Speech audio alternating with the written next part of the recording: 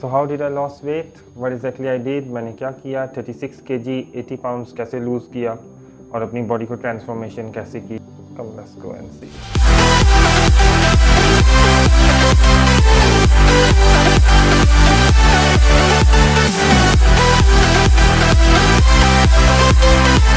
One to burn fat calories. Calories को आपने calculate करना है, ठीक है, कि आपकी कितनी कैलोरीज आप बर्न कर रहे हो और कितनी कैलोरीज आपकी मेंटेनेंस है। उसको कैलकुलेट करने के लिए आप कोई ऐप यूज़ कर सकते हैं या आप कैलकुलेट फार्मूला से कर सकते हैं, जैसे बॉडी वेट इन पाउंड्स टाइम्स 15 या टाइम्स 14 आपकी मेंटेनेंस कैलोरी होगी, डिपेंडिंग कि आपका कितना एक्टिविटी लेवल है, कितनी बार हफ्ते में वर्कआउट करते हैं, ऑल दैट। और TDEE total daily energy expenditure आपका कितना है।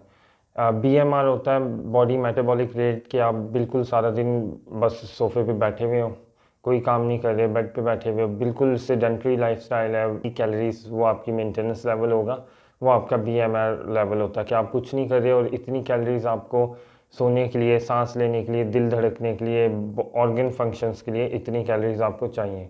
और TDEE total daily energy expenditure वो होता है कि आपकी एक्टिविटी, मतलब आप बाहर जा रहे हो, वॉक कर रहे हो, थोड़ा लाइट एक्टिविटी कर रहे हो, जिम जा रहे हो या वैसे एक्सरसाइज के अलावा भी कोई और एक्टिविटी कर रहे हो, तो वो आपका टोटल डेली एनर्जी एक्सपेंडिचर होता है। उससे 500 कैलोरी डेफिसिट में खाना है। 500 से 700 कैलोरीज मैक्सिमम आपने कम खाना है, मतलब आपने उसके लेवल पे नहीं खाना, उससे कम खाना है, कैलोरी डेफिसिट में रहना है।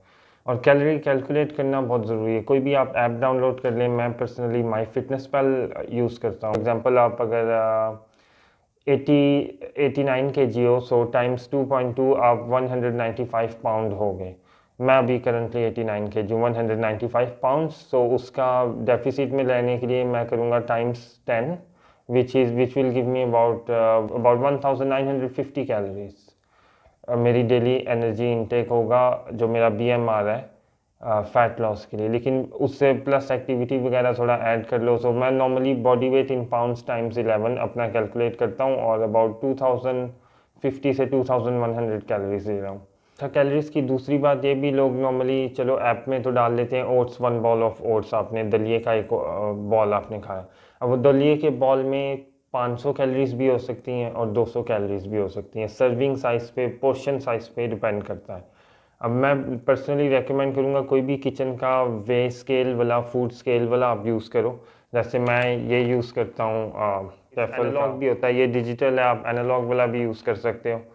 तो कोई भी इस पे आप बॉल डालो और उसमें ओट्स डालो कि 50 ग्राम्स ले रहे हो या 60 ग्राम आप ले रहे हो, उसको कैलकुलेट करो। चिकन या कुछ भी एटलीस्ट 5 से 6 महीने तक आप अपने फूड को मेजर करो और ऐप में डालो और उसको कैलकुलेट करो अपनी कैलोरीज को। जब आपको यूज टू हो जाए, आपको प्रैक्टिस हो जाए, फिर आप आई बॉल कर सकते हो, फिर आप प्लेट के पोर्शन को देख के बता सकते हो कि हाँ, इसमें कितनी कैलोरीज होंगी या कितना मैंने खाया। अगर आप कैलकुलेट नहीं करते तो शुरू शुरू में बहुत मुश्किल हो जाएगा एक्यूरेटली क्या अपनी कैलोरीज गिनना। अक्सर लोग क्या करते हैं, कैलोरीज अपनी डालते हैं लोग और वो नॉर्मली छोटी छोटी चीज़ें, ऑयल और इन चीज़ों की कैलोरीज कैलकुलेट नहीं करते। ओट्स वो कहते हैं एक बॉल खाया, वो बॉल चाहे 300 कैलोरीज का हो, वो 200 गिन रहे हो, इसलिए ये इनएक्यूरेट होता है।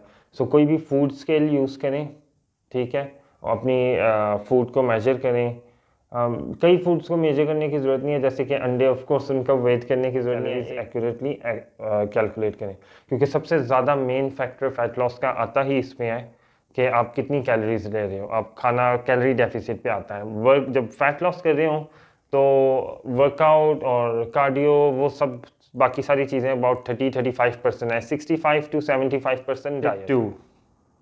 टिप 1 आपने सीख लिया कि कैलोरीज को काउंट करना बहुत ज़रूरी है। अब टिप 2 ये है कि मैक्रोन्यूट्रिएंट्स। आपने टिप 2 मैक्रोन्यूट्रिएंट्स कैसे लेनी है, कौन सी लेनी है। प्रोटीन, फैट्स एंड कार्ब्स आपने किस रेशियो में रखने हैं। प्रोटीन आपने हाई रखनी है, बट मैं पर्सनली 40% कार्ब्स रखता हूँ, 30% प्रोटीन और 30% फैट्स।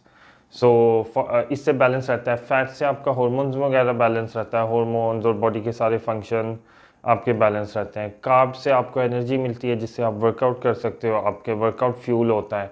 और प्रोटीन से ऑफ कोर्स आपका मसल बिल्ड होता है और फैट बर्निंग में भी आपकी हेल्प होती है। 30% प्रोटीन तकरीबन, अभी मैं भी फैट लॉस फेज में हूँ, मेरा करंट वेट 89 kg है, तो अबाउट मैं भी 135 से 155 ग्राम प्रोटीन लेता हूँ।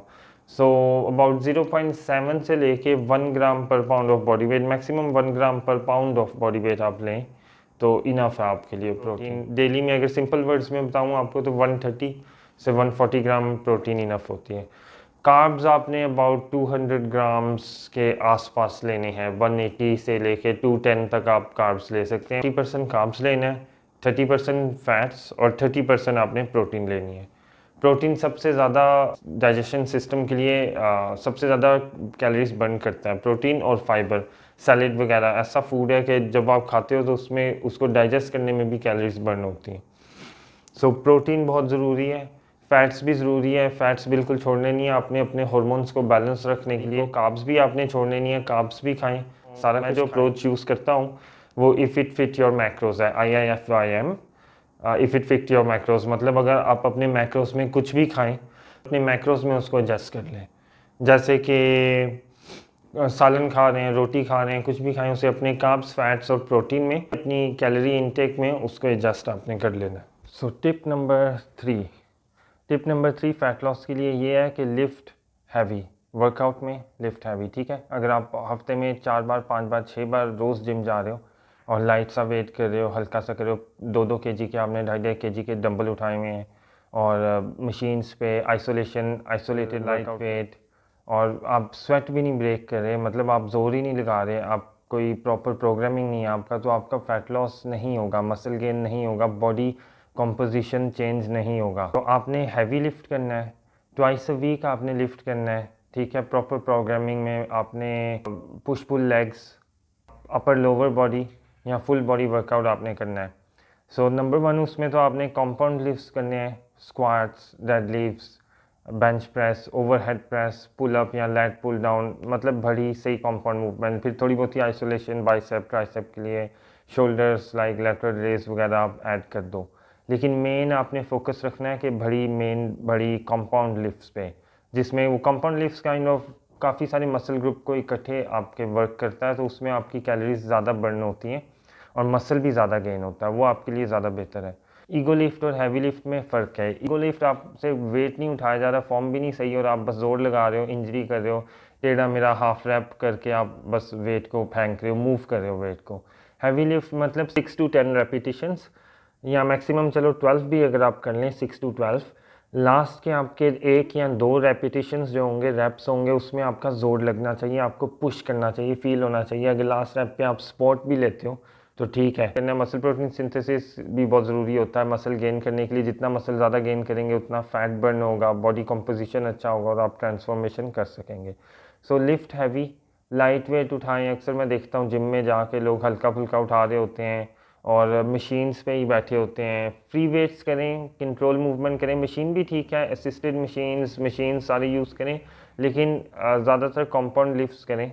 ज़्यादातर फ्री वेट्स की तरफ like squats, deadlift, bench press, overhead press, इन चीज़ों की तरफ आने की कोशिश करें। अब बात करते हैं कार्डियो के बारे में। कार्डियो, फास्टेड कार्डियो करें या वर्कआउट करने के बाद अपना वर्कआउट से अक्सर मैं देखता हूँ लोग जिम आते हैं, पहले ट्रेडमिल पे 10 मिनट 15 मिनट 20 मिनट ट्रेडमिल पे भाग रहे होते हैं, फिर आते हैं लाइट सा वेट लिफ्टिंग वगैरह कर लेते हैं। नहीं, पहले जिम आए, अपना वर्कआउट पूरा करें, उसके बाद आपने अगर कार्डियो करना है तो about 5-10 minutes maximum 15 minutes treadmill पे, इलिप्टिकल मशीन पे, किसी पे भी, साइकिलिंग पे, एक्सरसाइकिल पे, व्हाटएवर, आप कार्डियो कर लो।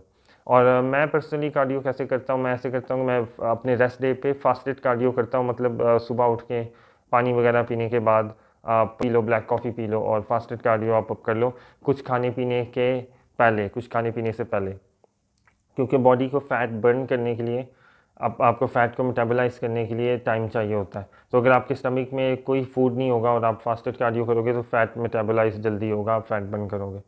सो कार्डियो आप फास्टेड करो, मे बी वंस या ट्वाइस। और टिप नंबर 4, जिससे रियली मेरा फ़ैट लॉस हुआ और it really help me a lot in my fat loss journey, intermittent fasting. तो intermittent fasting is my tip 4, जिसने मेरी रियली हेल्प की जब मैंने ये इम्प्लीमेंट करना शुरू किया अपनी डाइट के साथ, वर्कआउट के साथ, न्यूट्रिशन के साथ। So fat just melt away, it really help me. Obviously अगर आपका वेट ज़्यादा है, आप मोटे हो, आप मतलब बल्की हो, तो आपको खाने पीने का शौक़ तो होगा ही। और मुझे भी था, और मुझे स्वीट टूथ बहुत ज़्यादा था, मतलब स्वीट टूथ था, मुझे मीठा खाने का बहुत शौक़ था। तो जब मैंने इंटरमिटेंट फास्टिंग अप्लाई की अपनी डाइट में और ये मेथड यूज़ करना शुरू किया, and I never look back, तब मैं बल्क कर रहा हूँ, कट कर रहा हूँ, मेंटेनेंस पे रहा हूँ। 2018 से 2019 तक almost all year round 1.5 year मैं बिल्कुल सिक्स पैक ऐब के साथ फ्लक्चुएट करता रहा। 9% बॉडी फैट से 11-12% बॉडी फैट मैक्सिमम, 9 to 12 के बीच में 10-11 पे रहा। और I did apply this intermittent fasting, so it really help मी। चाहे आपने मेंटेन करना हो या fat loss, specially fat loss करना हो, फिर तो डेफिनेटली आप इंटरमिटेंट फास्टिंग IF अपनी डाइट में, अपनी रूटीन में ऐड करें, फास्ट करें। उससे क्या होगा, आपको कैलोरी कंट्रोल करने में हेल्प करता है। आपकी कैलोरीज कंट्रोल होती हैं, मतलब अगर आपने, जैसे अगर आप नाश्ता कर रहे हो, फिर थोड़ी देर बाद आपको दोबारा भूख लग जाती है, कोई स्नैक खा लेते हो और ये खा लेते हो, तो अगर आप फास्ट करोगे, नॉर्मली 16-8 फास्ट होता है, मतलब 16 घंटे का फास्ट कर रहे हो और 8 घंटे की फीडिंग विंडो होती है जिसमें आप खा रहे हो। मैं 12 से शुरू हुआ था, 12 आवर्स फास्ट कर रहा था और 12 आवर्स खा रहा था। फिर स्लोली मैंने 2 आवर्स ऐड किए, 14 आवर फास्ट और 10 आवर मैं खा रहा था, एंड देन 16-8 पे आ गया। काफ़ी देर 16-8 पे रहा, 16 आवर फास्ट और 8 आवर्स फीडिंग विंडो। फिर I took it to the next level, 18 hour fast और 6 आवर फीडिंग विंडो।